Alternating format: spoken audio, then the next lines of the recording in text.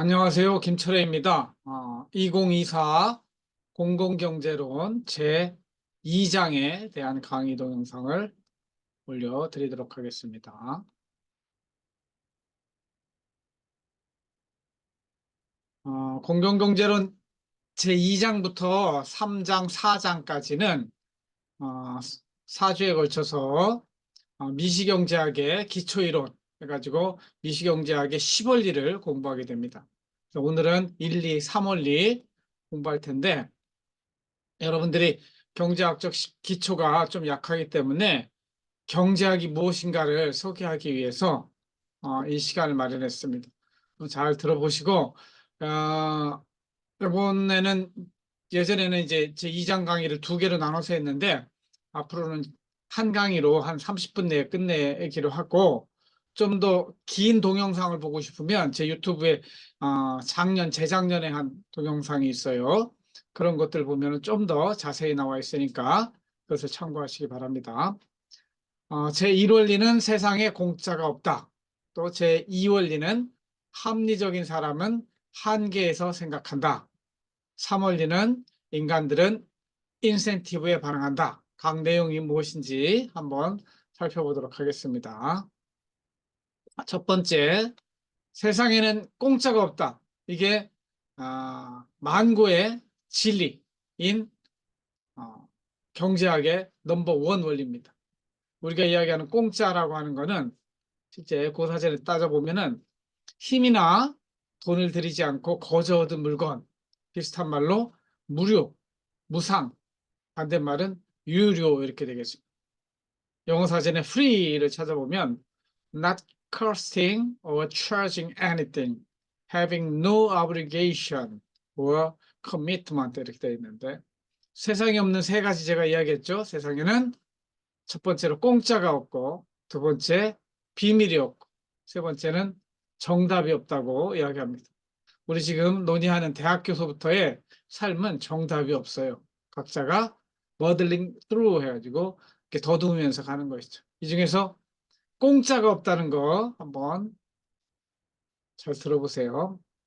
서양에는 There's no such a thing as a free lunch. free lunch라는 개념을 씁니다. 세상에는 프리 런치가 없다. 사람들의 공짜 점심이야 이렇게 하지만 이거 절대 공짜가 아니야 이런 거죠. 이 공짜가 진짜 없느냐? 세상에 보면 또 공짜가 있어요. 그러나 경제학에서 말하는 공짜라고 하는 거는 장기적으로 사회 전체적으로 볼 때 공짜는 없다 이런 거예요. 옛날에 프리런치라고 하는 거는 옛날에 미국에서 이 여관 장사가 잘 안 될 때 여관에 이렇게 사람들을 꼬시는 마케팅 전략으로 우리 여관에서 묵으면 점심은 공짜로 줘요 이렇게 하는 거죠. 그러나 실제로는 공짜예요 아니에요? 여관 값에 점심이 포함된 거예요. 그리고 이 대전역 가면 수요일 저녁마다 공짜로 국밥이나 국수를 나눠주는 경우가 있습니다. 노숙자들이 와서 공짜로 밥을 먹죠. 그러나 그게 공짜일까요? 아닙니다. 누군가 그 비용을 대신된 거지 그 사람 개인적 수준에서는 공짜일 수 있지만 사회적 수준에서는 공짜가 아니다. 그러죠. 우리 생명에 가장 소중한 게 뭐예요? 산소예요, 산소.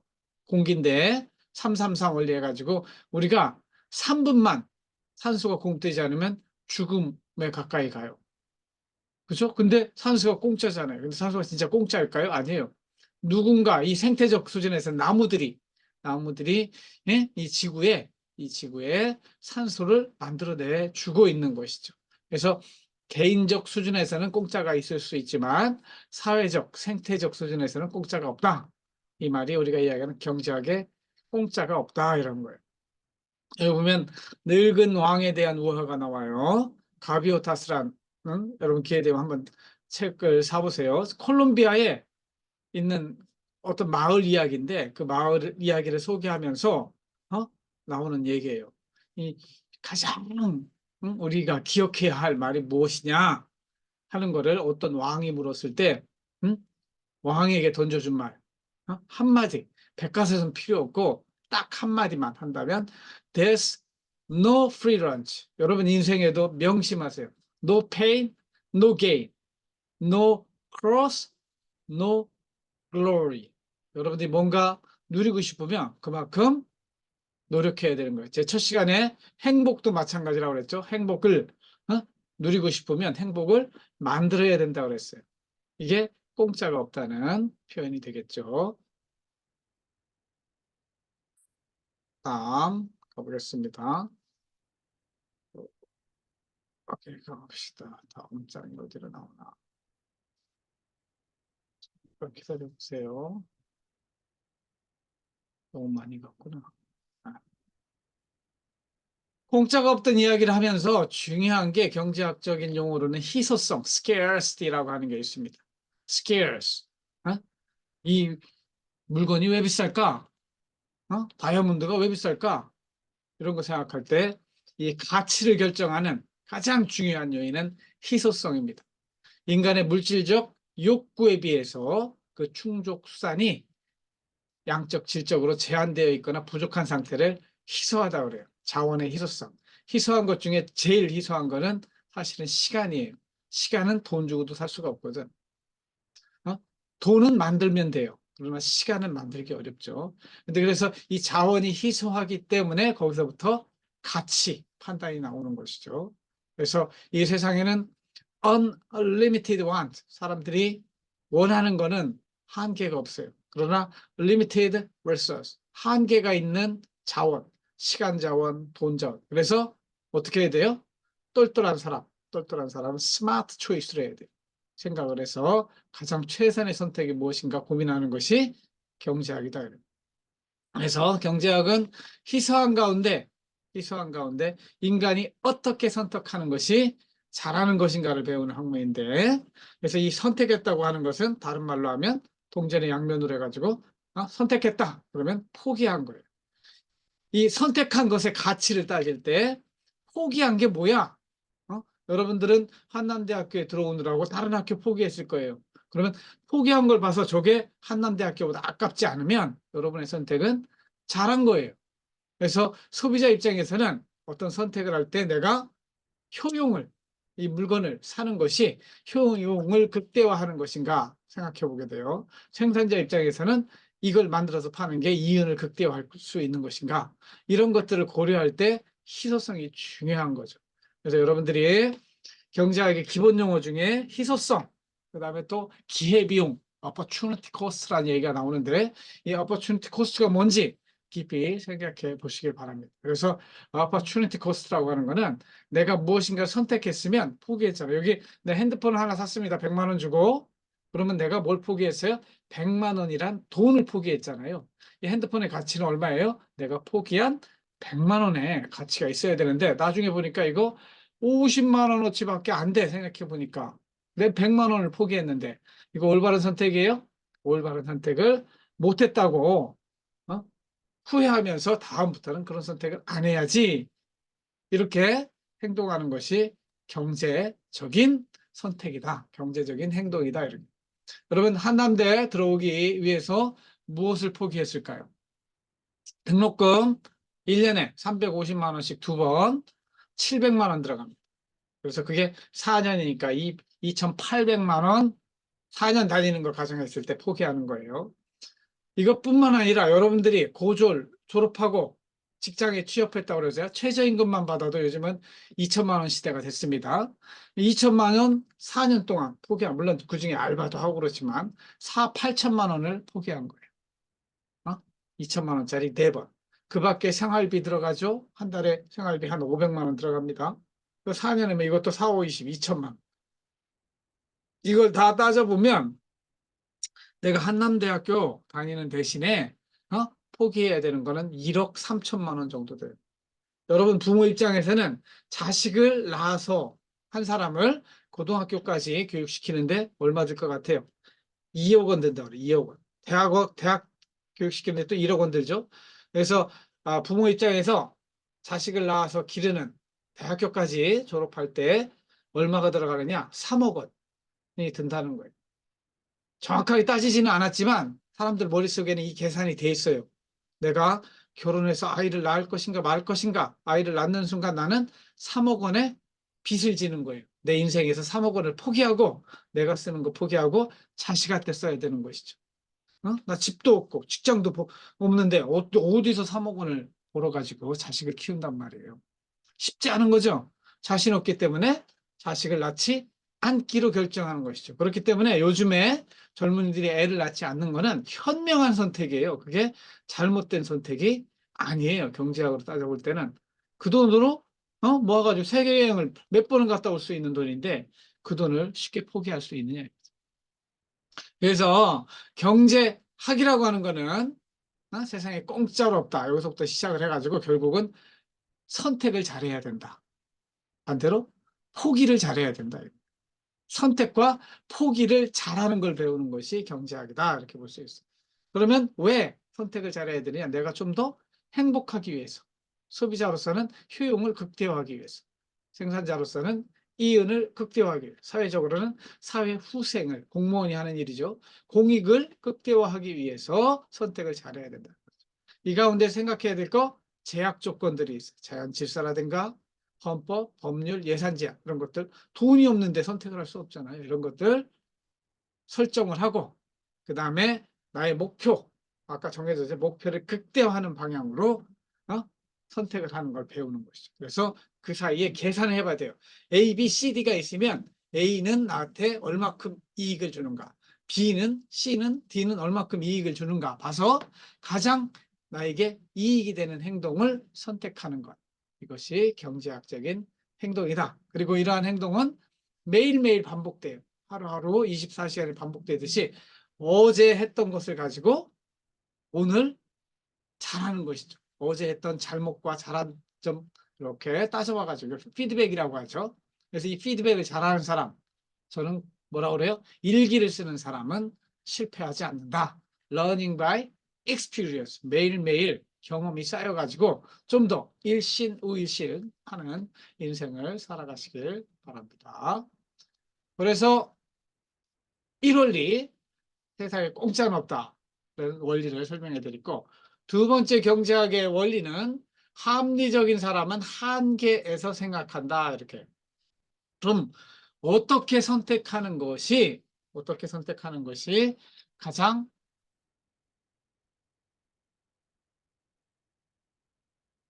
잘하는 선택이냐, 성공적인 선택이냐 이런 거 따질 때 경제학자들은 합리적이라는 개념을 써요. 감정적인 게 아니고 어? 그냥 그때그때 즉흥적인 게 아니고 합리적, 합리, 이성에 맞게 하는 거죠. 반대말은 불합리한, irrational, rational, having reason or understanding, reasonable 이렇게 하는 거죠.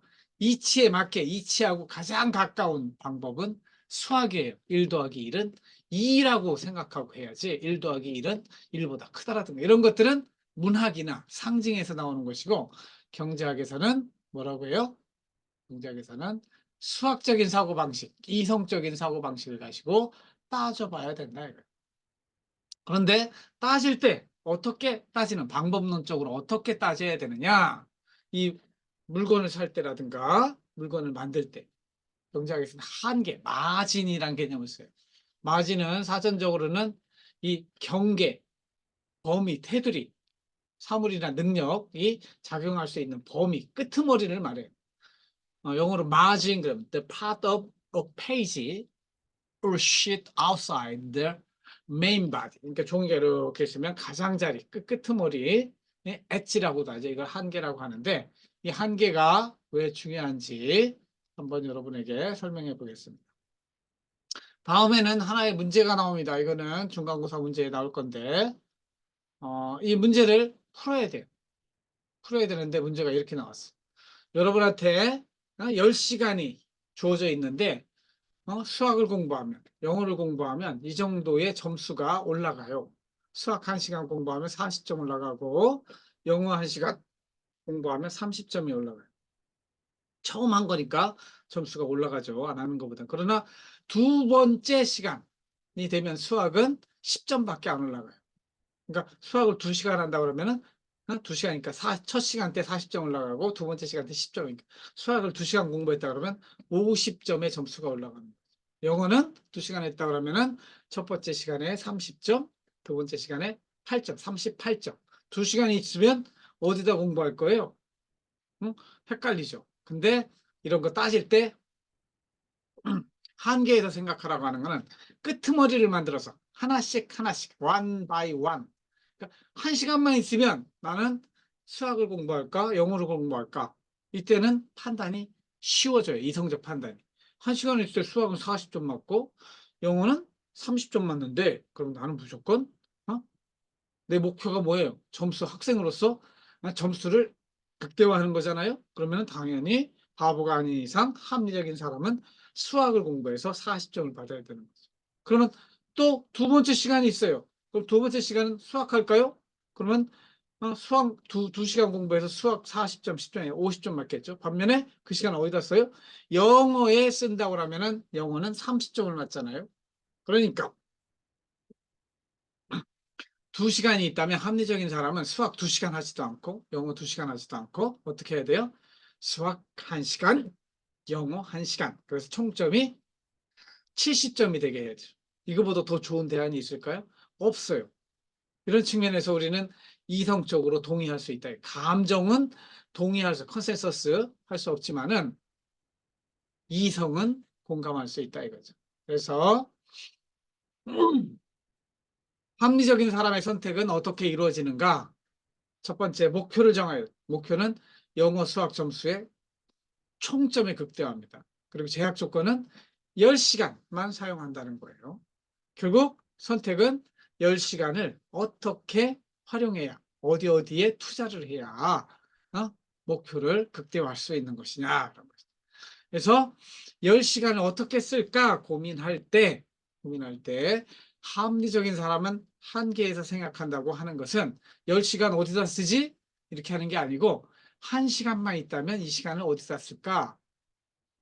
그거 써버렸잖아요. 그럼 두 번째 시간, 두 번째 시간은 어디다 쓸까? 세 번째 시간, 네 번째 시간. 이렇게 해서 10번째 시간은 어디에다 쓸까? 이런 마음으로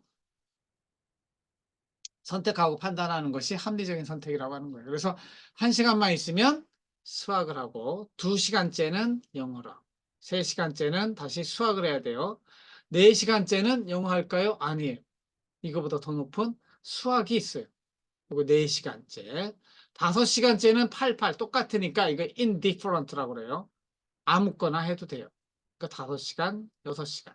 여기도 7시간, 8시간, 9시간, 10시간. 그래서 10시간 있으면 수학 6시간, 그 다음에 영어 4시간.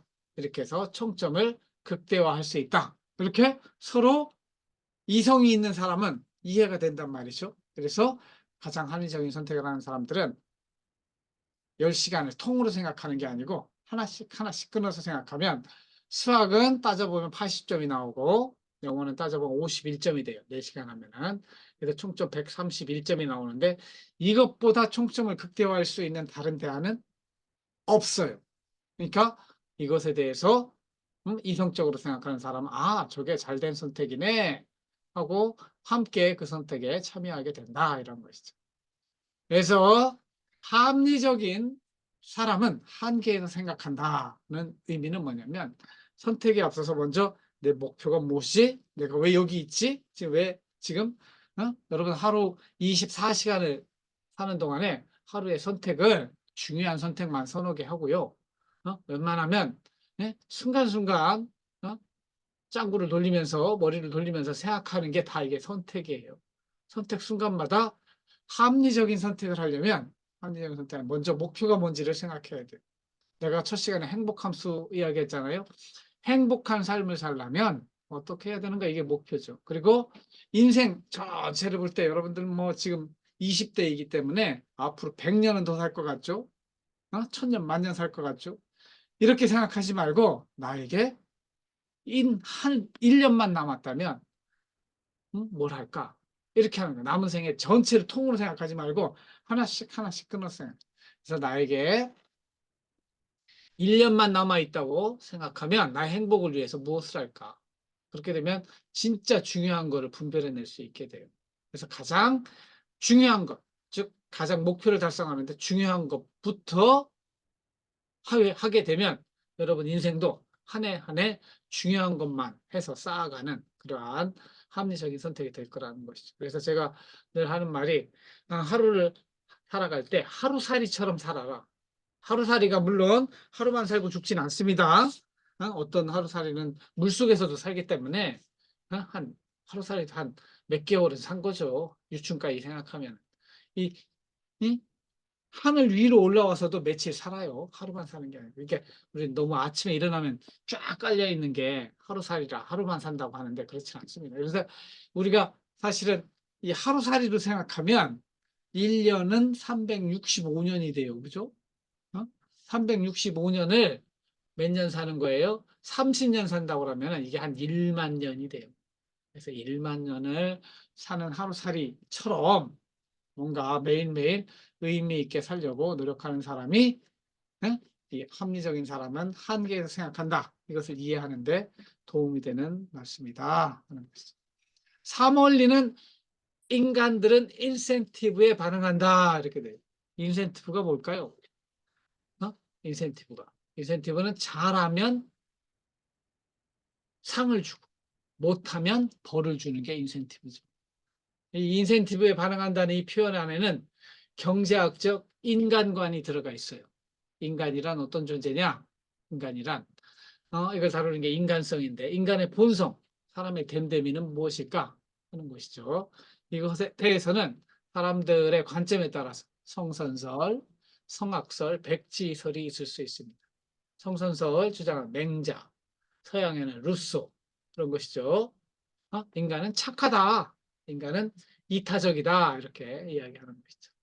반면에 성악설은 아니야. 인간은 태어나면서부터 악해. 순자, 한비자, 홉스, 마키아벨리 뭐 이런 기독교도 기본적으로는 성악설의 기반 위에 있습니다. 물론 인간이 타락하기 이전에는 성선설이에요. 이 밖에 백지설도 있어요. 백지설은 태어날 때 아무것도 없어. 거기에 무엇이 새겨지느냐, 글씨가 어떻게 쓰여지느냐에 따라 달라진다고 보는 것이 백지설이에요. 고자나 로크나 듀이가 주장. 그래서 이러한 성선설, 성악설, 백지설 중에 경제학자들은 뭘 선택하느냐? 성악설을 선택합니다. 인간은 태어나면서부터 이기적이다. 그러나 이게 반드시 악한 거는 아니에요. 악설보다는 요 밑에 나오는 것처럼 인간들은 self-interested, 자신에게 이익이 되면 하고 손해가 되면 안 하고 우리 감탄고토란 말이 있습니다. 달면 삼키고 쓰면 내뱉는다. 이게 감탄고토인데 인간은 self-interest, 자기 중심적이고 자기 이익 중심으로 이것이 서바이벌 욕구죠. 살아남으려면 이렇게 해야 됩니다. 본질적으로 자신의 이익을 추구하는 존재다. 그래서 타인에게 피해를 주며 이익을 추구하는 것은 여기서는 인정하지 않습니다. 그래서 기본적으로 타인에게 피해를 주지 않는 한 인간은 자신의 이익을 추구한다. 이런 것이죠. 이런 내용들이 아담 스미스의 도덕 감정론이라든가 우리가 배우는 이 경제학의 아버지가 아담 스미스인데 국부론에 보면은 이런 내용들이 나오는데 그런 것들을 여러분들이 좀 더 참고를 하시고 내가 수업 시간에 시간이 되면 좀 더 설명을 해 드리도록 하겠습니다. 그래서 기본은 경제학적인 인간관은 성악설이다. 그 이야기는 뭐냐면 이익이 되지 않는 한 사람은 행동하지 않는다는 거예요. 여러분이 왜 지금 출석하는 행동을 하러 여기 왔어요? 어? 제가 질문을 하면 대답을 해요. 여러분한테 이익은 수업 시간에 이익은 학점으로 나타나는 거예요. 나중에 학점으로 나타나고 나중에 여러분들 취직하고 이럴 때 추천서를 써주고 이런 역할을 교수가 하기 때문에 이 자리에 와서 수업을 듣고 있는 것이죠. 그리고 여기서도 잘 들으면 어떻게 해요? 교수가 플러스 점수를 주는 이게 인센티브죠. 반대로 예습을 안 해오고 수업 참여가 너무 부정적이에요. 그러면은 마이너스 인센티브를 주는 것이죠. 이런 것들이 결국 사원리, 인간들은 인센티브에 반응한다는 거예요. 그냥 순수한 마음으로 착해서 선생님 강의가 좋아서 여기 왔어요. 이런 사람 없다고 보는 것이 경제학자들의 견해. 물론 없지 않아요. 진짜 제 강의가 좋아서 듣는 사람들도 있어요. 유튜브에 들어와서 듣는 사람도 있고. 그러나 그런 사람들이 주류는 아니라 일반적인 사람들은 기본적으로 인센티브가 있어야 그 행동을 한다고 보는 것이죠. 그래서 인센티브라고 하는 건 어떤 행동을 하도록 부추기는 것. 어? 기업에 가면은 뭐라 그래요? 상여금, 성과금, 성과에 따른 상여금을 인센티브라고 이렇게 이야기하는데 종업원의 근로의욕이라고 왜? 너 일 열심히 하니까 일 열심히 하면 성과가 나오고 그 성과가 많으면 저는 월급을 많이 받아요. 보너스를 받아요. 이게 인센티브죠. 이런 인센티브가 작동하는 것이 인간이다 하는 것이에요. 그래서 경제학적 인간과는 self-interested, 그래서 자신의 이익을 추구하는 인간이기 때문에 어떻게든 효용을 극대화하고 이윤을 극대화하는 방안으로 행동하고 선택한다. 근데 이 인간들이 가지고 있는 효용 극대화, 이윤 극대화의 목표를 한마디로 말하면 물질과 명예와 보상인 것이죠. 그래서 사람들을 움직이게 하려면 보상을 줘라 이거예요. 너가 원하는 게 뭔데? 어? 그거 줄게. 그 대신 내 일 좀 해줄래? 그러면은 그 일 하게. 너 원하는 게 돈이야. 그래. 돈 줄 테니까 이것 좀 할래? 이렇게 하는 거죠. 그래서 상대방 내면에 있는 동기가 무엇인지를 파악하고 그 동기를 가지고 사람들을 일하게, 선택하게 만드는 그런 것들을 인센티브라고 이야기한다 이거죠. 그러니까 인간을 수단으로 보는 것이죠. 어떻게 이용해 먹을까 하는 게 경제학적인, 경영학적인 마인드예요. 돈 벌기 위해서 어떻게 하면 잘 이용해 먹을까. 이거 사실은 이 절대적인 인간관, 인간을 인간으로 보라고 하는 칸트의 정언영령에 따르면은 올바르지 못한 인간관이지만 현실적으로 경제학은 이 인간관 위에 서 있다. 그럼 나중에 행정학 배우다 보면 매슬로우의 욕구 단계설 꼭 배우게 돼. 이게 뭐냐면 우리 마음속에 어떠한 욕구가 있느냐, 이 욕구를 채워줄 때 사람들은 행동한다 이거예요. 그래서 그 마음속에 있는 욕구를 잘 알아야 돼요. 그래서 이 욕구가 매슬로우는 5단계로 이렇게 올라간다고 그래요. 가장 밑바닥의 욕구는 서바이벌에 관한 욕구예요. 의식주죠. 피지컬한 욕구가 있고, 그 다음에는 안전에 관한 욕구가 있고, 그 다음에는 사회적 관계에 대한 사랑하고 서로 관계를 맺고 싶은 그러한 욕구가 있고, 그 다음에는 존경받고 싶은 욕구가 있고, 그리고 마지막에는 내가 진짜 하고 싶었던 거 하고 싶은 욕구가 있어요. 그래서 마슬로우는 인간 마음속에 여러분들 지금 피지컬한 욕구가 대부분이죠. 여러분들. 그래서 나이 들면 이렇게 커가면서 피지컬한 욕구에서 안전의 욕구, 그다음에 관계의 욕구, 존경의 욕구, 자아실현의 욕구로 이렇게 채워져 간다고 보는 것이 매슬로우의 욕구 단계설이에요. 이야기는 뭐냐면 그 사람 마음속에 어떤 욕구가 있는 걸 잘 파악해서 어? 너가 나를 도와주면 이 욕구를 충족시켜 줄게. 이렇게 하면 그 사람이 움직인다는. 그래서 인간들은 인센티브에 반응한다로 하는 건 행동한다. 이런 것을 의미하는 것이죠. 그래서 이 경제학자들은 기본적으로 이 꼭대기에 돈을 벌기 위해서는 이 사람들의 마음속에 있는 그런 것. 대부분 큰 거는 돈이죠. 돈을 벌기 위해서는 돈을 써야 돼요. 일 잘하는 사람에 대해서 인센티브를 줄 때 그 사람이 열심히 일해서 기업의 이윤도 극대화시키게 돼 있죠. 하여튼 이런 것들이 반영되어 있는 것이 인간들은 인센티브에 반응한다. 이런 의미다. 여러분들이 이해하시면 좋겠고. 그래서 저는 이 부분에 있어서 사회주의가 왜 망했느냐? 여러분들은 사회주의를 별로 경험하지 않았죠? 근데 여러분들보다 한 30년 더 산 우리 세대는 맨날 데모하고 우리 사회가 너무 빈부의 격차가 심하고 우리도 사회주의로 바꾸자 이런 주장을 했던 세대예요. 그런데 1980년대 지나면서 사회주의가 다 망했어요. 소련도 망하고, 저 중국도 자본주의를 택하고, 그 왜 망했느냐? 자본주의에 망했느냐? 자본주의가 제가 볼 때는 가장 나쁜 제도일 수 있는데, 이 사회주의는 사실은 아름다운 경제 체제거든요. 사회주의의 기본 원칙은 능력에 따라 생산하고 필요에 따라 분배하는 그런 경제 체제예요. 우리 가정에선 그렇죠. 제가 능력이 있으니까 아버지로서 능력으로 돈을 많이 벌고 여러분들 똑같아요. 필요는 여러분들 필요하니까 일도 안 했는데 용돈 주잖아요, 아버지가. 이게 사회주의, 아름다운 사회주의 경제예요. 그러나 이것이 가정 바깥으로 나갈 수 있느냐? 굉장히 어려운 이야기죠. 기본소득 한다고 하는데 기본소득이 뭐예요?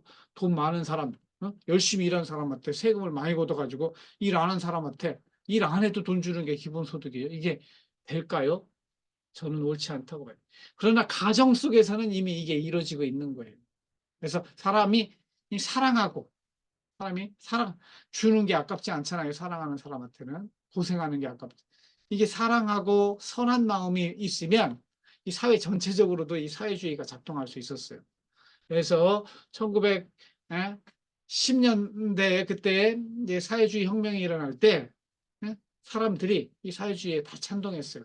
왜냐? 그때 하도 핍박을 받았기 때문에 왕과 귀족들이 다 농사진 거 걷어가고 그러니까 왕과 귀족들을 다 목을 따 죽이고 우리들끼리 평등한 사회를 만들자 하는 게 사회주의였거든요. 그러니까 사회주의 초기에는 노동자 중심의 사회를 건설하는데 모든 노동자들이 찬성하고 좋아했어요.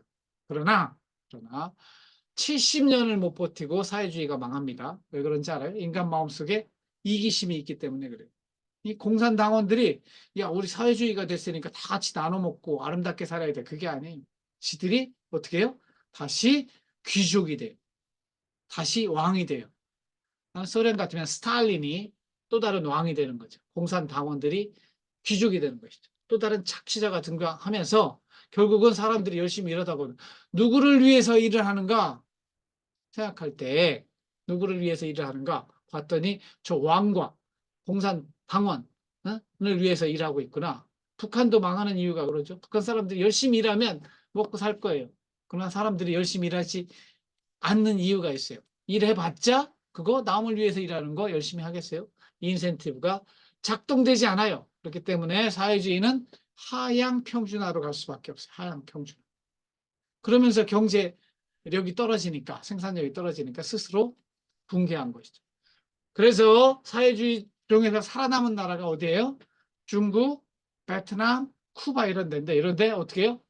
결국 경제는 자본주의식으로 사유재산 인정하고 열심히 일하고 머리 좋은 사람 더 가져가게 분배를 하는 이런 자본주의 모델을 경제 쪽에 들어온 거예요. 그래서 중국도 그래서 살아남은 거고 베트남도 그렇게 살아남았다고 볼 수 있어요. 그래서 역사적 맥락에서 제가 볼 때 사회주의가 좋은 경제 체제인데 왜 사회주의가 돌아가지 못하고 망했는가?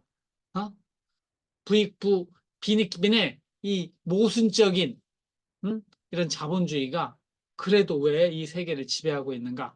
이런 것들은 결국은 인간들은 인센티브에 반응한다. 라고 하는 인간관의 기초에서 설명할 수 있다. 이렇게 볼 수 있겠습니다.